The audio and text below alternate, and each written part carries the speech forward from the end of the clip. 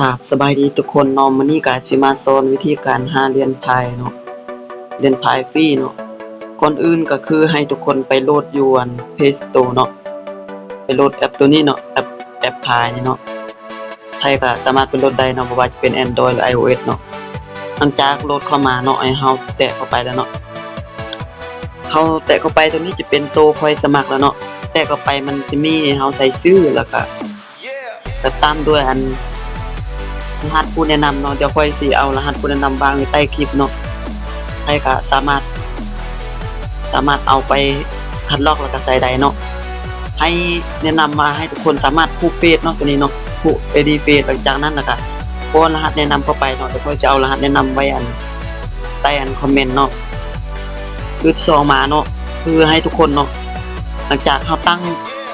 พายเฮาตัวนี้ขุดเนาะขุดพายฟรีเนาะสำเร็จแล้วเนาะให้ทุกคนสามารถมาโหลดกระเป๋าตัวนี้เนาะฟรีพาวเวอร์นี่เนาะให้ทุกคนมาสามารถมาโหลดตัวนี้เนาะแล้วก็สามารถไปติดตั้งเนาะไปเฮ็ดกระเป๋าเนาะตัวนี้เอาไว้เวลาเฮาอยากถอนเนาะหรือว่าเฮ็ดกระเป๋าสำรองของปีเนาะที่เฮาสามารถถอนเนาะตัวนี้มันจะมีกระเป๋า wallet เนาะ wallet ตัวพายนี่เนาะตัวนี้เฮาสามารถถอนเนาะหรือว่าแบบมีคนแบบว่าซื้อเนาะเฮาสามารถถอนให้กับเจ้าได้เลยเนาะแนะนำให้ทุกคนไปโหลดเนาะคือตัวนี้ค่อยโหลดมาไว้แล้วเนาะคือตัวพายตัวนี้เนาะคนแม่นขุดฟรีเนาะตัวนี้เนาะมันสิขุดให้เฮาเริ่มตั้งแต่ 0.1 เนาะ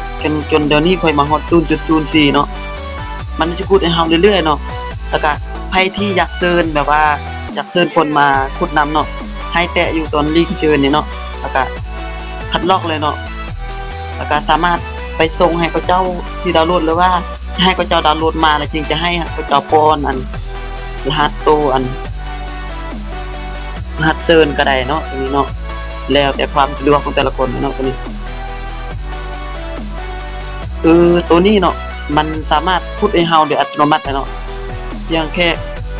มันขุดหมดเวลาเฮาสามารถไปกดอีกบนนี้เนาะให้มันขุดอีกเนาะตัวนี้จะเป็นเหรียญพายเนาะทุกปีเนาะใครๆก็สามารถขุดได้เนาะตัวนี้เนาะ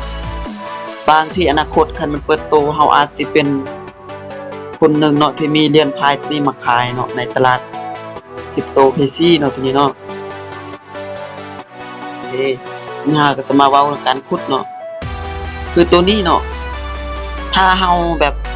ส่วนคนหลายเนาะมันก็สามารถขุดให้เฮาหลายเนาะขุดให้เฮาแบบว่าหลายขึ้นเนาะสามารถขุดหลายขึ้นสามารถขุดแบบว่ามือหนึ่งนี่คือตัวนี้จะเป็นลูกทีมข่อยเนาะตัวนี้เนาะทีมข่อยเนาะที่เขาเจ้าบ่ได้ขุดเนาะมื้อนี้เนาะขุดแต่คนหนึงตัวนี้เนาะไอ้สูงนี่เนาะยัง3คนยังบ่ได้ขุดเนาะเขาบ่แม่นบ่ได้ขุดเขายังบ่ได้เปิดเนาะถ้าเขาเปิดเนี่ยมันจะขึ้นอยู่ตัวนี้เนาะ1มันขึ้นว่า4/4เนาะแต่ตัวนี้มันขุดแต่1คนเนาะมันจะขึ้นอยู่1คนเนาะตัวนี้เนาะให้ทุกคนสังเกตแล้วก็สามารถหรือไผที่มีทรัพย์2หน่วยก็สามารถเฮ็ดเองได้เนาะโดย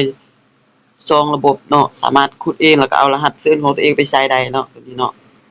ตัวนี้จะเป็นการสอกเรียนฟรีเนาะ